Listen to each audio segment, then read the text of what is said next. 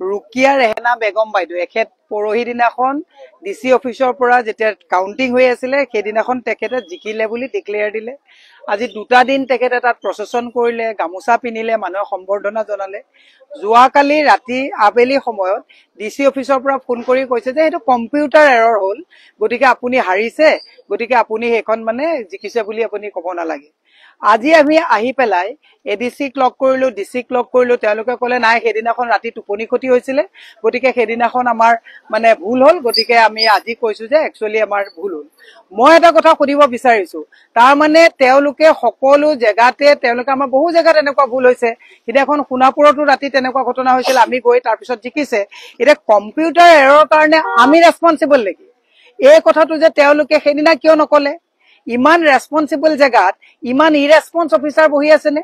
তেওঁলোকে এবাৰ এখন জিকিছে বুলি কৈছে, আমি 18টা ভোটত জিকিছো। আৰু এটা কথা কৈছো, আঁচনি ঘৰে ঘৰে দিছে, তেওঁলোকে কিন্তু 3348টা পাইছে, আমি 3366টা ভোট পাইছো। তাৰমানে সমানে সমানে ৰাইজে কিন্তু আঁচনি পোৱা মানুহ আৰু নোপোৱা মানুহ পায়ো মানুহে আমাক ভোট দিছে। তাৰ পিছত আজি মাতি লৈ পেলাই কি প্ৰেছাৰত পৰি আমাৰ এই কেণ্ডিডেট গৰাকী হাৰিল বুলি মানি ল'বলৈ তেখেতক কোৱা হৈছে, এইটো আমি সহজভাৱে নলওঁ। মই ইয়াত এইকাৰণে আহিছো, এইগৰাকী প্ৰাৰ্থী জয়ী হৈছে বুলি ঘৰত মানুহে খানা খাইছে, প্ৰচেছন কৰাইছে, আৰু আজি তেওঁলোকে কম্পিউটাৰ এৰৰ বুলি কৈছে। এনেকুৱা ইৰেছপন্স অফিচাৰ ইয়াত বহাটো উচিত নে? তেওঁলোকে কৈছে যে আমাৰ গাত দুখ নাই, আমি এইটো আপোনাক আমি কোৰ্টত যাম। সেকেন্ডলি মই আপোনাক আৰু এটা কথা কৈছো, ইলেকশ্যন কমিশনে কেনেকুৱা স্ক্ৰুটিনি কৰে। যিগৰাকী এখেতৰ লগত যিগৰাকী প্ৰতিদ্বন্দ্বিতাত অসম গণ পৰিষদৰ জেচিনা হক বুলি যিগৰাকী খেলিছে, বাল্য বিবাহৰ তেওঁৰ ওপৰত কমপ্লেইন দিয়া হৈ আছে, স্ক্ৰুটিনিত ৰিজেক্ট হ'ব লাগিছিলে।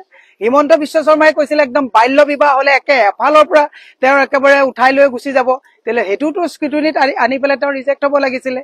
আমি গম পাইছো এতিয়া এজিপিয়ে হাজু সমষ্টিটোত দখল লবৰ কাৰণে তেওঁলোকে প্ৰেছাৰাইজ কৰিছে যে যিকোনো কাৰণত কংগ্ৰেছৰ প্ৰাৰ্থীগৰাকীক হৰুৱাব লাগে আৰু কম্পিউটাৰ এৰৰ কৰি পেলাই আমাৰ যিটো ৰিজাল্ট চিটত যিটো নোট কৰি পেলাই আনা হৈছিলে কম্পিউটাৰত তেওঁলোকে হেতু মানে ইফাল সিফালকে কৰি পেলাই এখেতক হৰুৱাই এতিয়া এজিপি গৰাকীক কাইলে সাৰ্টিফিকেট দিব।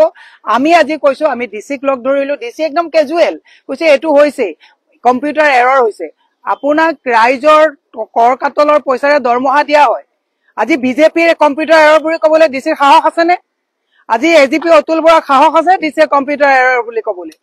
কংগ্ৰেছ কাৰণে হিমন্ত বিশ্ব শৰ্মাৰ ছত্ৰ ছায়াত মই সেইকাৰণে আজিকালি এটা কথা কওঁ যে মেধা ছাত্ৰ বিলাকে আজিকালি ষ্টেণ্ড কৰিলে আমি আজিকালি গামোচা নিপিন্ধোৱা হলো, কাৰণ মেধা যেতিয়া চকীত বহে মেৰুদণ্ড নাইকিয়া হোৱা নিচিনাকে কথা কয়। মই ডিচিৰ ওপৰত আজি আক্ষেপ কৰি কৈছো, আজি এডিচিৰ ওপৰত আক্ষেপ কৰি কৈছো, কম্পিউটাৰ এৰৰ কথা কৈ আপোনালোকে দায় সাৰিব বিচাৰিছে।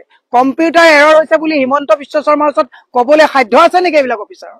সেইকাৰণে আমি কৈছো আমি আইনৰ ব্যৱস্থা ল'ম, তেওঁলোকে কাইলে সাৰ্টিফিকেট দিব। আমাৰ জিকাগৰাকীক হৰুৱাইছে, হৰুৱা গৰাকীক জিকাইছে, ব্যৱস্থা আইনে ল'ব লাগিব, ইলেকশ্যন কমিশনে ল'ব লাগিব। এনেকে আমি এৰি নিদিম। এনেকুৱা বহু ঘটনা হৈছে, নাওবৈচাত হৈছে, লখিমপুৰত হৈছে, আপোনাৰ সোণাপুৰত হৈছে, বিভিন্ন জেগাত এনেকুৱা ঘটনা হৈছে।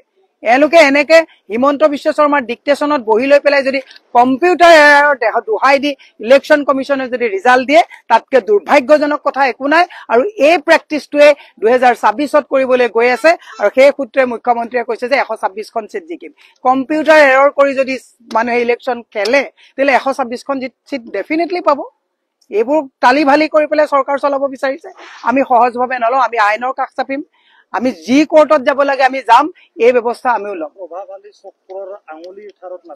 ডেফিনেটলি মই আপোনালোকে এটা কথা কৈছো, নিৰ্বাচন আয়োগে আজি তাৰিখত এই গোটেই কথাখিনি যদি আপুনি চাই, আজি তাৰিখত তেওঁলোকৰ মুখ হাত ভৰি বান্ধা। মই অসমৰ মেধা প্ৰত্যেকজন, কালিও CBSE ৰিজাল্ট দিয়া মেট্ৰিক হায়াৰ ছেকেণ্ডেৰী যিমান বিলাক ৰিজাল্ট হৈছে 92%, 98% লৈ মেধা দেখুৱাই লাভ নাই। মেধা মেৰুদণ্ড পোন হৈ থাকিব লাগিব। কোনো নেতাই মেধাক যাতে চলাব নোৱাৰে, চকীত বহি থকা ডিচি এডিচি সকলৰ দা দৰমহা অসমৰ ৰাইজৰ কৰকাটলৰ পইচা দিয়া হয়। কোনোবা এৰা কোনোবা মানে মন্ত্ৰীয়ে ফোন কৰি পেলাই কৈ দিব যে আপোনালোকে এৰৰ দেখুৱাই দিয়ক, এইটো সহজভাৱে লোৱা নহব। মই সেইকাৰণে আপোনাক কৈছো আমি আইনৰ ব্যৱস্থা ল'ম, দেখা যাব কি হব।